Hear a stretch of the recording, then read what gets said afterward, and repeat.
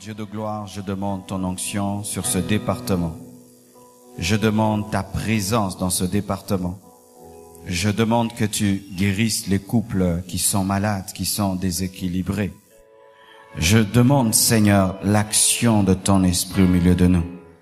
Je prie et je désire l'inspiration, ta faveur, ta grâce, Seigneur Dieu, dans cette église, dans cette communauté chrétienne. Accorde-moi les mots, les paroles, l'onction, l'inspiration pour amener plusieurs ce soir au bonheur et à l'équilibre. Au nom de Jésus-Christ, j'ai ainsi prié. Amen. Asseyez-vous, s'il vous plaît. Amen. Nous bénissons le Seigneur pour ce premier culte des couples. Amen. Et c'est vraiment un très très bon début. Nous en sommes très heureux. Nous voulons préciser que à ces cultes des couples, ce ne sont pas seulement les couples qui sont invités, les fiancés aussi sont invités et toute personne majeure, car il faudrait acquérir la connaissance avant le mariage. Amen. Alors si vous avez des amis, frères et sœurs qui pensent que le fait qu'ils ne sont pas mariés, cela les exclut, allez leur dire qu'ils sont invités. Amen. Comment bâtir un couple solide? Je ne serai pas long, je crois que je vais parler pendant 30 minutes. Ensuite, je vous donnerai 30 minutes pour poser des questions. Mais ces questions doivent être autour du thème. Amen. Donc, ne me posez pas des questions qui ne cadrent pas au sujet de ce soir. S'il y a un problème que tu as dans un autre domaine, ne pose pas la question ce soir. Ne posez des questions que en fonction du sujet de ce soir. Comment bâtir un couple solide? Il y a tellement de choses à dire, alors j'ai prié le Seigneur pour qu'il puisse me communiquer ce que je devais apporter. Pour ma part, je voulais parler des ennemis du couple solide, mais le Seigneur m'a dit de partager l'un des enseignements qui m'ont aidé dans mon mariage. Aujourd'hui, ça fait 11 ans que je suis marié et il y a un principe que le Seigneur m'avait donné qui m'a aidé jusqu'aujourd'hui. Et je vous assure vraiment, pour moi, le mariage n'est pas une corvée. Tout ce que j'entends, ceci, moi, je ne le vis pas. Je vis un miracle. Amen. Hein? Et je vous assure que c'est vrai. Je suis parmi les personnes qui se sont mariées, qui sont heureuses. Amen. Donc, il faut que je t'impose les mains. Alors, aujourd'hui, je vais vous parler du langage de l'amour. Amen. Du langage de l'amour. Chaque fois que je partage cela avec des couples, je me rends compte que beaucoup de couples sont dysfonctionnels parce que ils ont un problème de langage. Jean 3, 16 nous dit ceci: car Dieu a tant aimé le monde qu'il a donné son Fils unique, afin que quiconque croit en lui ne périsse point, mais qu'il ait la vie éternelle. Le langage de l'amour, pour Dieu, c'est le donner. Car Dieu a aimé, il a donné. C'est-à-dire que Dieu, quand il veut te dire je t'aime, il te donne. Amen. C'est ça le langage de Dieu. Aimer, c'est donner. S'il aime, il donne. Amen. Alors, comme le langage de Dieu, c'est l'amour, lorsqu'il est venu nous épouser, l'Église, vous voyez que Dieu aussi nous demande de nous donner aussi. Il nous demande des sacrifices, des offrandes, surtout de lui donner notre vie. Pourquoi? Parce que Dieu parle le langage du donner. Comme lui, quand il aime, il donne. Lorsqu'il vient aussi vers toi, quand tu veux l'aimer, il te demande de lui donner ta vie. Amen. Ainsi déjà, au travers de ce verset, nous remarquons que le langage que tu parles en amour t'amène à désirer qu'on t'aime selon ton langage. Dieu aime en donnant et nous demande aussi de l'aimer en lui donnant. C'est pourquoi quelqu'un peut dire j'aime Dieu, tu dors par terre, tu fais tout, mais si tu ne lui donnes pas ta vie, il ne croit pas. Parce que son langage, c'est le donner. Amen. Pareil aussi dans le couple, chacun a son langage. Et tu peux aimer l'autre de ta manière, mais lui, il n'entend pas, parce que son langage n'est pas ce que tu fais. Et beaucoup de couples, beaucoup de fiancés ont des problèmes, c'est que leurs langages ne sont pas synchronisés. Et tout le temps, des difficultés, leurs couples sont tout le temps détruits parce qu'il y a un problème, on ne sait pas s'aimer. Parce qu'il y a une différence entre aimer quelqu'un et savoir l'aimer.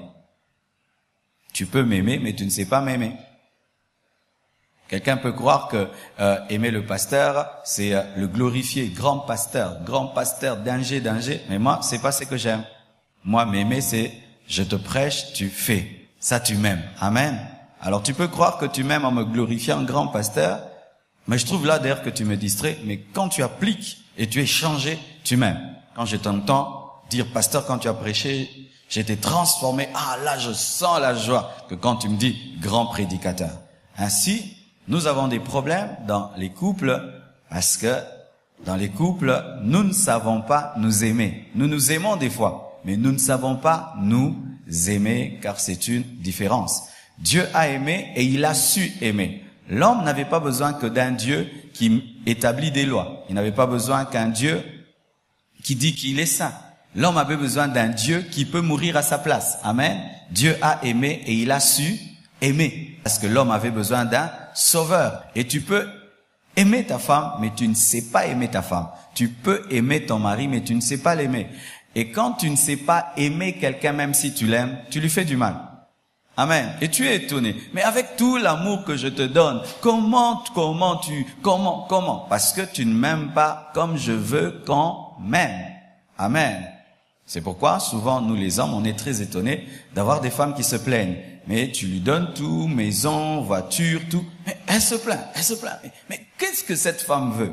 Elle veut que tu puisses savoir l'aimer. Et des fois, il y a des femmes qui se plaignent. Mais je prépare la nourriture pour cet homme, je lui donne tout ce qu'il veut. Mais comment cet homme dit toujours que je ne suis pas une bonne femme? Il se peut que lui, ce qu'il demande à une femme, c'est une femme qui le soutient. Une femme qui le soutient dans son travail, qui l'encourage, mais toi tu ne l'encourages pas. Mais tu prépares bien la nourriture, tu es une femme serviable, mais dans le domaine de son travail, il ne te sent pas. Et il dit que tu l'aimes pas. Mais toi tu penses que tu l'aimes, mais lui n'entend pas « je t'aime » selon son langage. Amen. Et nous savons que tout langage a une origine. Les hommes parlaient tous une même langue jusqu'à ce qu'un jour ils ont décidé au niveau de la tour de Babel de bâtir une tour et de se faire une tour qui touche le ciel. Et Dieu décide de confondre leur langage. C'est là que les langues sont venues. Aussi, les langues proviennent d'autres langues, des déformations. C'est ainsi que le français provient un peu de latin. Nous avons des langues qui proviennent les unes des autres. Et d'où vient le langage de l'amour? D'où vient le langage que tu as? Parce que tout homme, toute femme a un langage. Et quand je dis langage, c'est une manière d'aimer et une manière de réclamer d'être aimé. C'est ça le langage de l'amour. Une manière d'aimer et une manière de réclamer d'être aimé. D'où vient ce besoin-là d'être aimé d'une certaine manière? D'où vient ce besoin-là d'aimer d'une certaine manière? Cela provient tout d'abord des parents. Et ça commence dans le sein maternel. Dans le sein maternel. Le langage de l'amour commence dans le sein de la mère. Un enfant qui, quand il est dans le ventre de sa mère, la mère des fois touche son ventre et lui parle. Touche son ventre et lui parle. L'enfant acquiert un langage. Quand on m'aime, on me touche. Quand on m'aime, on me parle. Quand on m'aime, on me touche. Quand on m'aime, on me parle. Quand seulement la maman sent que l'enfant bouge, elle va manger. Elle va manger. Elle va manger. Quand on m'aime, on me nourrit. Quand on m'aime, on me nourrit. Mais contrairement aussi, un enfant qui étant dans le ventre de sa mère, son père tapait sa mère. Tapait. Vous verrez que cet enfant, lorsqu'il naît, il a du mal à aimer en touchant. Il ne sait pas aimer en touchant parce que lui, le toucher n'a pas été un signe d'amour. Le toucher, ça a été un signe d'agression. C'est ainsi qu'il y a des gens sur la terre, ils peuvent t'aimer, mais ne vous touchez pas. Ne vous touchez pas, ne vous touchez pas. Ce n'est pas quelque chose de naturel parce que aimer pour lui, ce n'était pas toucher. Et des enfants qui étant dans les ventres de leur mère, papa ou maman disait, je vais avorter, je vais avorter, je vais avorter. Et il a vu comment on se battait pour l'avorter et tout, mais quand même il est né. Et vous voyez, cet enfant a du mal à rendre service aux gens. Tu peux avoir des sérieux problèmes, il te regarde parce que lui, quand il était dans une position de faiblesse dans le sein de sa mère, on l'a pas aidé, au contraire, on l'a voulu le tuer. Ça commence dès le sein maternel. Et quand on sort, la manière dont l'enfant est accueilli, certains enfants, il naît et puis on le laisse dans une couveuse, on le laisse dans une chambre, les parents s'en vont, ils ne le touchent pas. Il y a des enfants comme ça. C'est pas qu'il naît du coup sur le corps de sa mère, non, l'enfant est là. Et il ne connaît pas le toucher. C'est pourquoi les médecins, une fois que l'enfant naît, du coup, on doit le mettre sur le corps de sa mère. C'est un langage. Vous voyez l'enfant qui pleure, tout d'un coup il arrête de pleurer parce qu'il est rassuré. Cette voix qu'il entendait, il entend. Ce même cœur qui battait, il le sent. Mais il y a certains au milieu de vous, quand vous êtes nés, vous étiez peut-être malade, et du coup, on vous a mis dans une couveuse, et vous étiez tellement malade, vous avez fait 3 mois, 4 mois, et ça crée des problèmes. J'ai vu ça avec certains de mes enfants. Quand un était né, il y avait ce problème. L'enfant devait être pendant un temps sous des soins, j'ai oublié comment, mais on a dû travailler pour qu'elle commence à parler, qu'elle puisse s'exprimer, parce que elle, c'est maman, et puis c'était dans une chambre, et après des mois, elle est venue à la maison. C'est pourquoi vous devez poser des questions à vos parents. Quand je suis né, c'était comment? Pourquoi je suis si insensible? Comment j'ai du mal à aimer? Comment j'ai du mal à toucher? Pourquoi je n'aime pas qu'on me touche? Pourquoi je ne sais pas faire des cadeaux? Pourquoi je ne sais pas ça? Tu vas te rendre compte que ça n'a pas commencé maintenant. Cela provient de ton enfance. Les parents, si tu as encore des parents vivants, il faut aller vite les chercher. Ils ont des choses à te dire sur ton comportement, sur ce que tu es.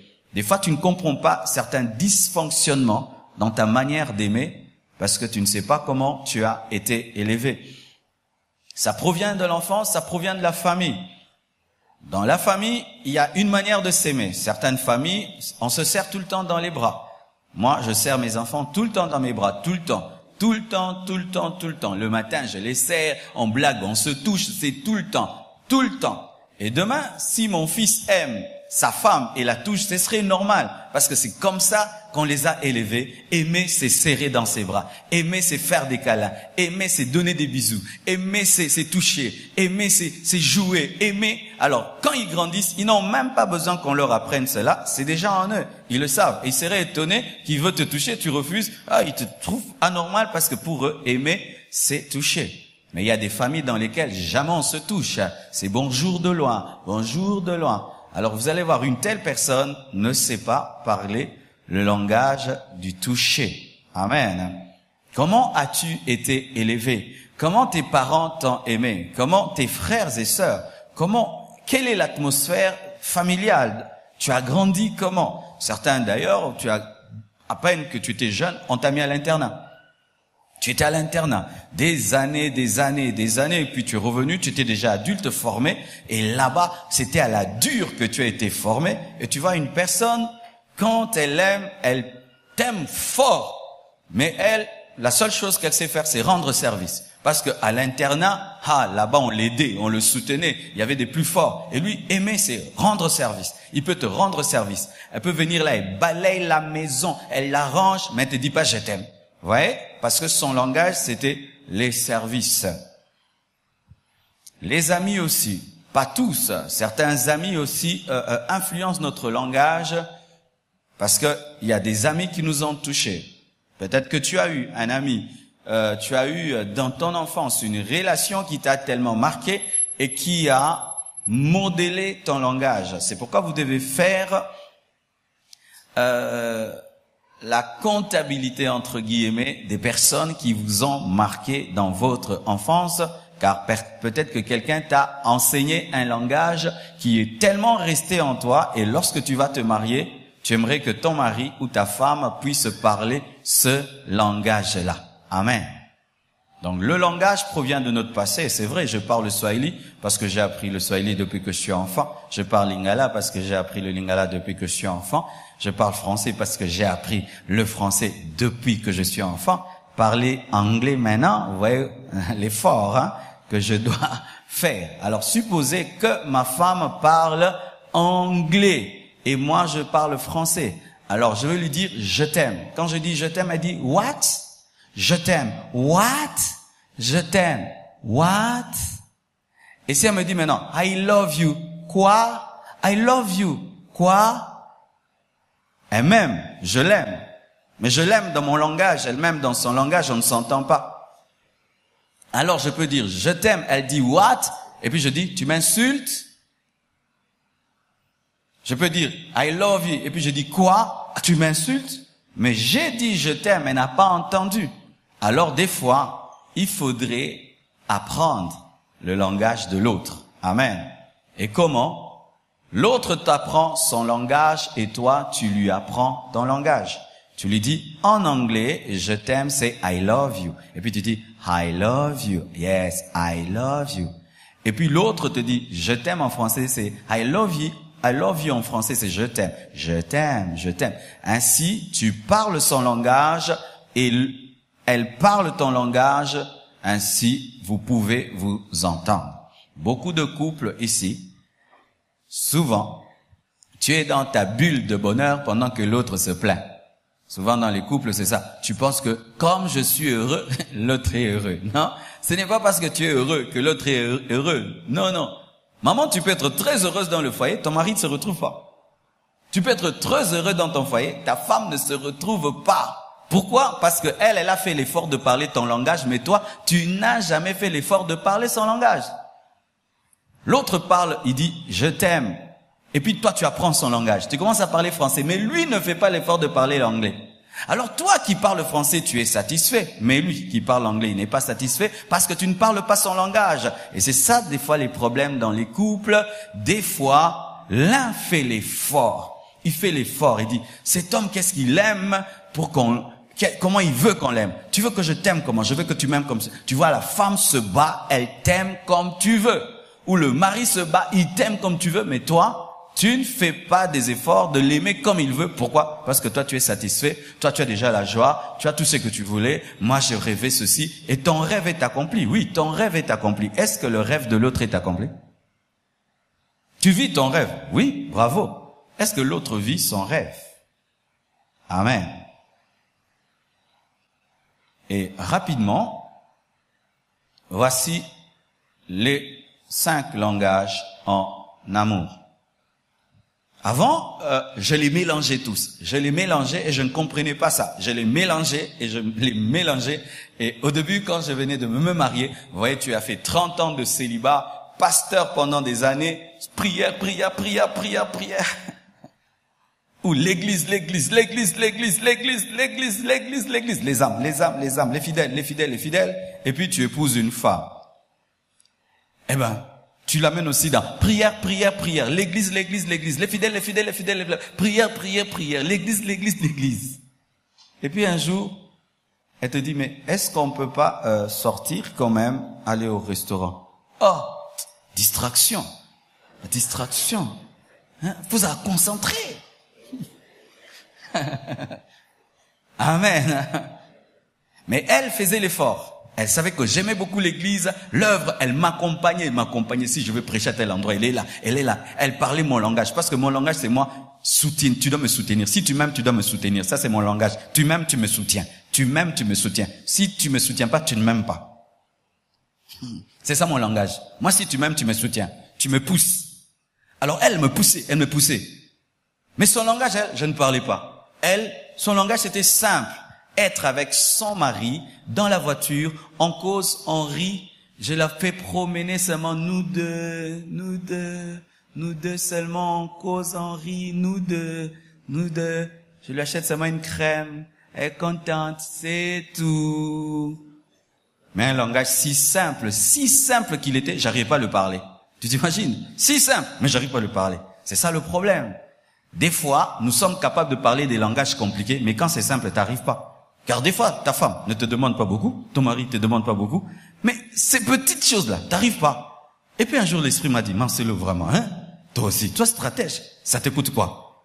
Ah, je dis, viens, nous deux, crème, contente. Et puis j'étais étonné, elle est heureuse, rien que pour ça. Ah, moi, vraiment, ça, c'est rien. Mais quand elle est heureuse dans son domaine, maintenant elle me pousse, elle me soutient encore davantage, elle me soutient. Ah, je dis, ezofuta ma casse. Parler le langage de l'autre te rendra heureux, parce qu'en rendant heureux, tu seras heureux. Tu ne seras jamais heureux avec une femme malheureuse. Tu ne seras jamais heureux avec un homme malheureux. Impossible. À moins que tu sois insensible, parce que le bonheur, c'est seulement quand on le partage. Quand tu le partages pas, c'est pas le bonheur. Amen. Voici le premier langage. Les paroles valorisantes. Les compliments. Il y a des gens, si tu l'aimes, tu dois lui faire des compliments. Et comment tu vas savoir que le langage de l'autre, ce sont les compliments? C'est sa sensibilité aux compliments et sa manière de réclamer les compliments. Quand quelqu'un parle le langage, il est sensible à ce langage et il réclame ce langage. Si tu as ton mari ou ta femme, te dit, tu me dis jamais ça, c'est ça son langage. Tu me dis jamais ça, c'est ça son langage. Le langage de foi se cache dans des plaintes. Les plaintes de foi cachent un langage. Amen. Hein? Tu me dis jamais ça. Pourquoi? Quand j'étais enfant, on me disait, imagine une fille, son père lui disait tout le temps, tu es belle. Sa mère, tu es belle. Il épouse un homme, cet homme ne dit jamais, tu es belle. Du coup, elle perd l'assurance. Mes parents me mentaient ou c'est vrai ou c'est faux. Les paroles valorisantes. Faire des compliments. Des compliments sur son intellect, sur son âme, sur son esprit, sur ce qu'il fait, sur ce qu'elle fait. Les compliments. Et j'aimerais dire ceci, ce ne sont pas seulement les femmes qui ont besoin des compliments. Il y a des hommes qui ont besoin des compliments autant que les femmes. Amen. Hein? Certains hommes, ils ont besoin de compliments. Des fois, les femmes, vous tombez dans le piège. Lorsque le langage de l'amour de ton mari, c'est les compliments, tu le trouves efféminé. Compliment. Non. Quand il était enfant, sa maman lui disait, tu es beau. Ses parents lui disaient, tu es intelligent. Maintenant, quand il épouse une femme, la femme l'insulte. Yo pensez, vous allez bien t'es? Maintenant, mi blobi. Amen, hein? Donc, vous devez veiller. Voici à présent, si quelqu'un parle le langage des paroles valorisantes, des compliments, faites attention aux insultes. Amen. Quelqu'un qui a comme langage les paroles, les compliments, ne supporte pas les insultes. Il peut même divorcer pour une insulte. Il y a des gens qui divorcent. C'est rien qu'une injure. Ils divorcent. Et puis tu te dis, mais comment tu peux avoir une réaction aussi grave rien que pour une parole si simple? Non, ce n'est pas une parole si simple. C'est ça son langage. Alors, faites très attention. Si ton mari, ta femme te réclame des paroles valorisantes et toi, tu es le champion des insultes, tu es en train de démolir ton couple. Tu démolis alors ton couple à un niveau. Si ton mari, ta femme réclame des paroles valorisantes, mais toi, ce sont des paroles dévalorisantes, tu démolis ton couple à un niveau et tu peux te poser la question. Mais pourquoi ce couple ne va pas bien? Non, le langage que tu parles, c'est le contraire de son langage. Amen. Hein? C'est le contraire. Tu vis dans le contraire. Il y a les moments de qualité. Le moment de qualité, ce ne sont pas, quand je dis qualité, c'est différent de passer du temps avec ta femme ou passer du temps avec ton mari. Ça, moi, je ne comprenais pas. Qu'est-ce qui arrivait? Moi, quand j'ai trouvé une maison, la première chose que j'ai faite, c'était d'inviter des amis à habiter avec moi. Dans ma maison, c'était une garçonnière. Donc, on était à 4 garçons dans la maison. Donc, j'ai toujours vécu avec plein de gens à la maison. Alors, quand je me suis marié, plein de gens à la maison, des amis qui viennent, et ma femme était parmi mes amis. Et je passais des fois toute une journée, surtout mes lundis, comme c'est mon jour de pause, avec mes amis. Ils viennent le matin jusqu'au soir, on parle de l'église, de l'œuvre de Dieu, de prédication, on rit. Elle aussi, elle est là. Et moi, je disais, je passe du temps avec ma femme. Et puis, elle venait me disait, mais tu passes pas du temps avec moi. J'ai dit, oh, vraiment. Tous les lundis, j'étais à la maison. Je ne suis même pas sorti. Mais vraiment. Elle dit, tu veux dire quoi? Tu as passé du temps avec moi ou avec moi et tes amis? Je dis, oh, avec moi et tes amis. Oh. Ah, j'ai compris que les moments de qualité, ce sont les moments seuls à seul. Et quand vous avez des enfants, c'est des moments même sans les enfants. Ne pense pas que si tu passes du temps avec toi et ta femme, elle est heureuse. Elle sera heureuse en partie parce qu'il y a une expression d'amour qu'elle ne peut manifester que seule à seule. Alors, des fois, il faut prendre les enfants, vous donner à la grand-mère, des enfants, vous donner à telle tante, vous allez seulement vous deux.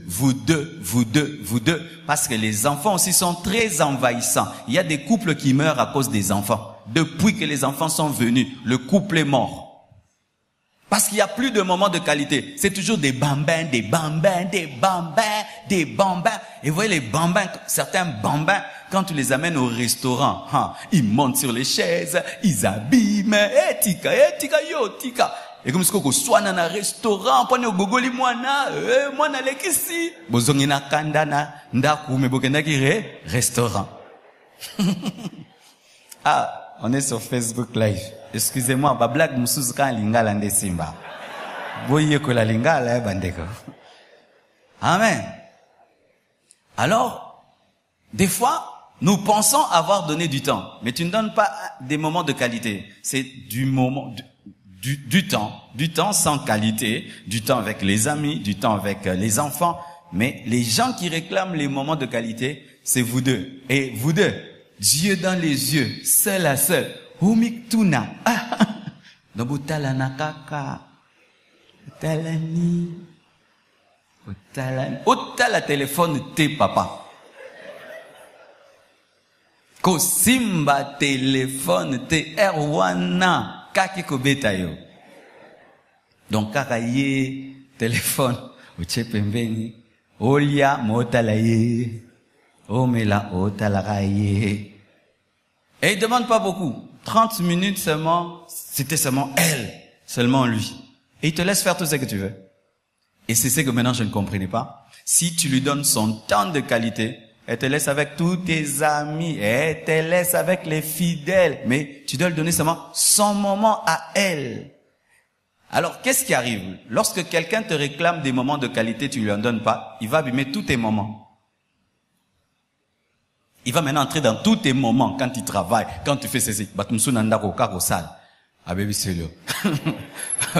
Batumsu soka kaba téléphone kaka. Donc abebi signoso. Skoso ngabebi signoso te pese kam ke. Au pese dim a pamboli 9 dixième. Amen. Et depuis qu'il y a des téléphones, depuis qu'il y a des smartphones, les gens qui parlent le moment de qualité souffrent. Sérieusement parce que ça nous prend du temps, les téléphones, ça nous prend du temps. Cher bien-aimé, parler à ta femme au téléphone, elle se trouve sans valeur. Tu regardes ton téléphone, oui, tu disais, ah oui, elle trouve qu'elle n'a pas de valeur. Donc c'est un peu téléphone, un peu elle, et peu téléphone. Ayez la discipline, tu mets là, tu l'écoutes, oui, tu dis. Parce que si elle tombe malade, elle a des problèmes. N'engo boire à téléphone wana. Alors bois quand avant. Amen, hein? Des moments de qualité. Les gens qui parlent des moments de qualité, ce sont des personnes qui, dans leur enfance, leurs parents leur donnaient du temps. Ou avant de dormir, sa maman venait le bercer, lui raconter des histoires. Quelqu'un qui a vécu ça dans son enfance avant de dormir, lui raconter des histoires. Lorsqu'il l'aime, il faut lui donner du temps, yeux dans les yeux. Aussi, certains, c'est le service rendu.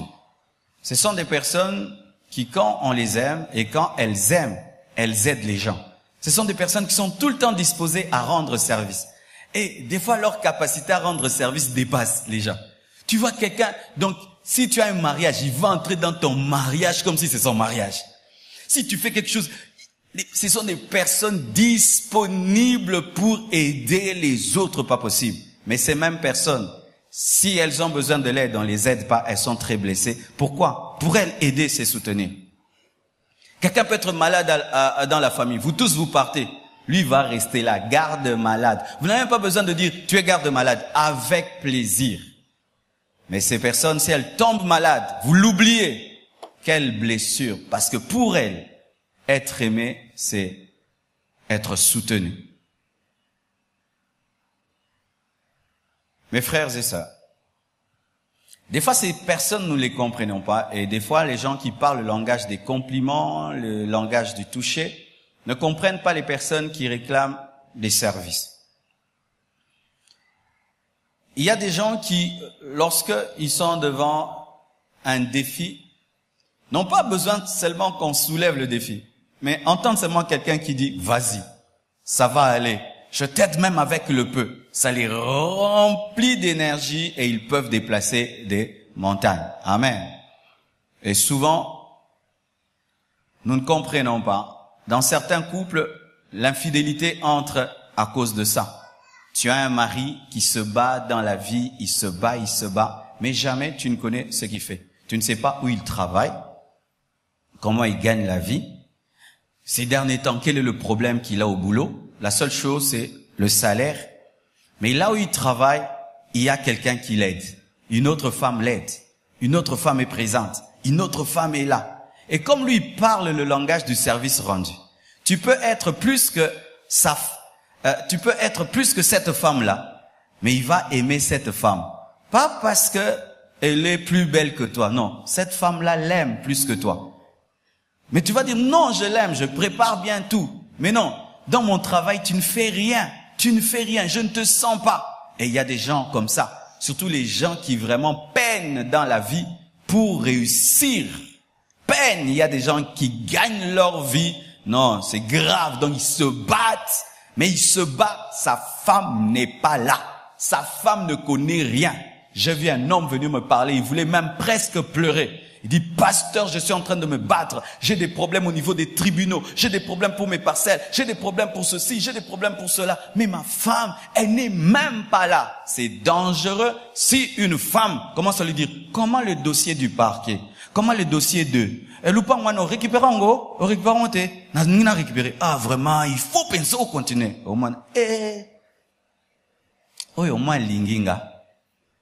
Ah oui. C'est pourquoi vous voyez beaucoup de grands hommes tombent avec des femmes qui, des fois, ne peuvent même pas se mesurer aux femmes qu'ils ont épousées.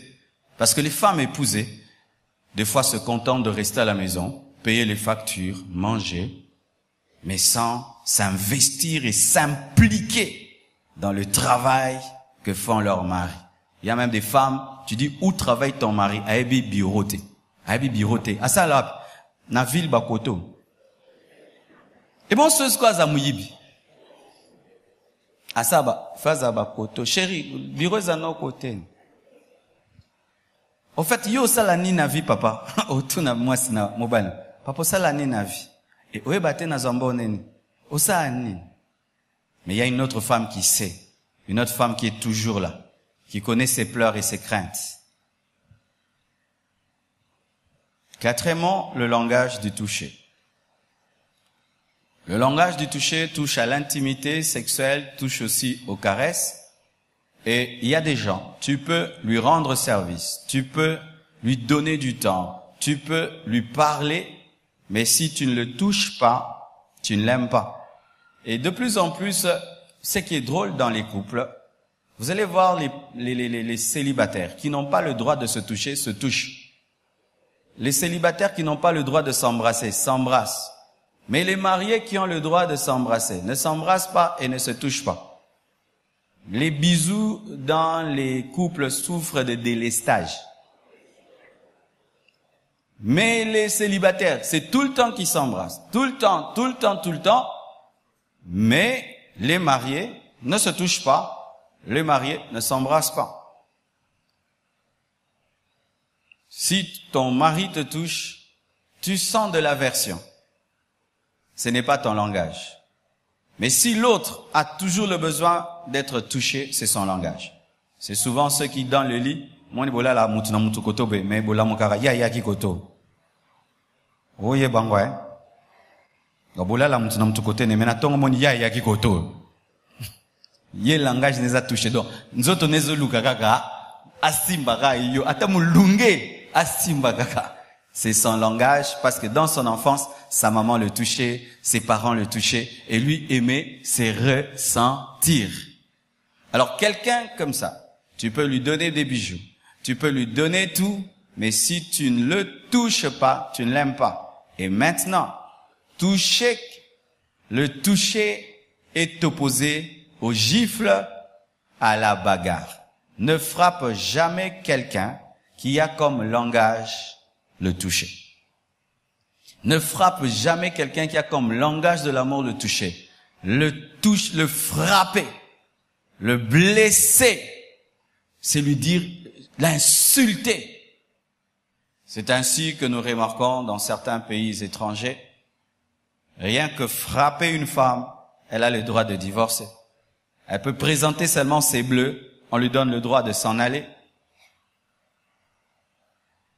Si ta femme a comme langage le toucher, et tu la frappes, tu es en train de démolir ton foyer. Mais aussi, chère maman, ce n'est pas seulement vous qui avez le langage du toucher. Il y a aussi des hommes qui ont comme langage le toucher. Ainsi, tu peux lui préparer une bonne nourriture. Tu peux arranger la chambre. Tu peux le soutenir dans son travail. Mais si quand il a besoin de s'unir à toi, tu refuses et tu refuses et tu refuses, pour lui, tu ne l'aimes pas. Et des fois, les femmes pensent que si j'ai donné ceci, si j'ai arrangé cela, si je me soumets, mais je ne m'offre pas à mon mari, ben c'est pas grave. C'est pas grave si lui, son langage, ce sont les paroles, si son langage, ce sont les services. Mais si son langage, c'est le toucher, tu ne l'aimes pas. Pareil aussi à une femme. Tu peux lui offrir tout ce que tu veux, mais si tu ne la touches pas, tu ne t'unis pas à elle, tu es tout le temps fatigué, fatigué, fatigué, fatigué. Pour elle, tu ne l'aimes pas. C'est ainsi que certaines femmes tombent même dans la jalousie. Elles commencent à imaginer des rivales qui n'existent pas parce qu'elles trouvent anormal qu'un homme puisse m'aimer, mais il ne me touche pas. Le dernier langage, c'est le langage des cadeaux. C'est le langage que Dieu parle. Dieu a aimé, il a donné. Ces personnes, lorsqu'elles aiment et elles veulent être aimées, elles réclament qu'on leur offre des choses. Mais elles ne réclament pas toujours des grands cadeaux. Pour elles, c'est le geste qui compte. Dernièrement, un bien-aimé est venu me voir. Elle dit, pasteur, je suis venu vous voir, on a causé. Et puis, il m'a donné qu'une paire de chaussettes noires. Il est parti. Ça m'a fait la joie. Et j'ai même porté ces chaussettes ce soir. Amen, hein. Je suis heureux. J'ai plein de chaussettes. Mais c'est la chaussette que le frère a pensé à porter à son pasteur. Ah non, je la porte avec joie. Et je pense à lui. Mais elle ne coûte pas cher. Elle n'est pas très grave. Mais pour moi, c'est pas sa qualité qui compte. C'est le geste qu'il a fait. Il a pu penser à mes pieds. Alléluia. Amen. C'est son anniversaire, tu oublies le cadeau. Ah, papa, tu auras des problèmes. Et tu sais comment elle va te faire? Elle va faire semblant comme si ce n'est pas son anniversaire. Quand on arrive le lendemain, elle dit, tu sais que hier c'était mon anniversaire? Oui, tu ne m'as rien offert. Souvent, les Européens parlent le langage des cadeaux. Ainsi, ils peuvent se contenter même d'une fleur rose. Amen. Oh, c'est ton anniversaire, fleur rose. Mais, quand on l'a appelé ça fleurer, appelé singa fleurer. Papa, pas si belé na liboté, za rosunga mama bisoté. Parce qu'il parle le langage du service rendu, l'autre parle le langage des... C'est ainsi que quand un Européen épouse un Africain, il y a des problèmes. Les Européens parlent le langage des cadeaux. Et les cadeaux, les cadeaux, c'est plus l'acte. Et tu vois, il vient te voir avec des fruits. Ah, mbongoté. Amen. Voici ma question pour finir. Quel est le langage de l'autre? Quel est ton langage et quel est le langage de l'autre? Il y a deux choses à régler. Un, tu dois connaître ton langage, parce que tu ne peux apprendre à l'autre ton langage si tu ne connais pas ton langage. Deux, si tu as maîtrisé ton langage, tu dois apprendre ton langage à l'autre. Trois, si l'autre t'a révélé son langage, tu dois apprendre aussi son langage. Sinon, le couple aura toujours des problèmes. Voici ma conclusion. Selon le psaume 127, verset 1, la Bible dit, cantique de degré de Salomon, si l'Éternel ne bâtit la maison, ceux qui la bâtissent travaillent en vain. Si l'Éternel ne garde la ville, celui qui la garde veille en vain. Tu peux te battre pour bâtir un couple solide. Tu peux te battre pour parler le langage de l'autre et l'autre parler le tien. Mais si Jésus n'est pas au centre de votre couple, cela ne sert à rien. Amen. Christ doit être le fondement de votre maison. Bien-aimés, je vous pose cette question. Où en êtes-vous avec Dieu? La plupart des temps, quand des couples ont des problèmes, remarquez, c'est souvent la manifestation de leurs problèmes spirituels. Amen. Hein? Et des fois, quand les couples ont des problèmes, nous nous empressons à régler les problèmes apparents. Alors que souvent, ce sont des problèmes spirituels. Si je cesse de craindre Dieu, si je cesse d'aimer Jésus, mon couple aura des problèmes. Alors si tu viens traiter les problèmes de mon couple sans traiter ma relation avec Dieu, tu n'as rien fait. Les maladies commencent dans les couples lorsque nous perdons notre spiritualité, lorsque Jésus n'est plus la base. Un homme qui priait, qui ne prie plus. Mais il va commencer à parler un autre langage que le langage de sa femme. Une femme qui se donnait à Dieu, mais qui se donne plus à Jésus, va parler un langage discordant. C'est pourquoi, cher couple, sachez ceci. En ce temps de la fin, surtout en ce temps de la fin, tu ne peux pas avoir un couple solide sans spiritualité. Impossible. Impossible. Ça, je vous dis. Et vous qui voulez entrer dans le mariage, sachez que sans spiritualité, sans une communion avec Jésus, tu ne peux pas avoir un bon couple. Tu ne peux pas avoir un couple solide. Tu ne peux pas résister devant la tentation. Tu ne peux pas aimer ta femme. Tu ne peux pas aimer ton mari comme il le veut, aimer ta femme comme elle veut. Celui qui te donne la force d'aimer l'autre, c'est Jésus qui est l'amour. Amen. C'est pourquoi je vous exhorte de remettre Christ au centre de vos couples, de ramener l'intimité avec Dieu au centre de votre foyer, de prier avec vos femmes, de prier avec vos maris, de prier avec vos enfants, d'invoquer Jésus dans vos maisons. Si vous ne le faites pas, vous allez vous battre à vous offrir des cadeaux, aller au restaurant, vous toucher, vous parler, ça ne marchera pas. Jésus est la racine. S'il n'y a pas de racine, la tempête va vous faire tomber. Que Dieu vous bénisse abondamment. Seigneur Dieu, je te remercie pour cet enseignement, qu'il prenne effet dans les cœurs de chacun. Apprends-nous, Père, à parler le langage de l'autre et à découvrir notre langage. Aide-nous aussi et surtout à te mettre au centre de nos foyers, au centre de nos maisons. Car si tu ne bâtis, nous bâtissons en vain. Au nom de Jésus-Christ. Amen. Gloire à Dieu.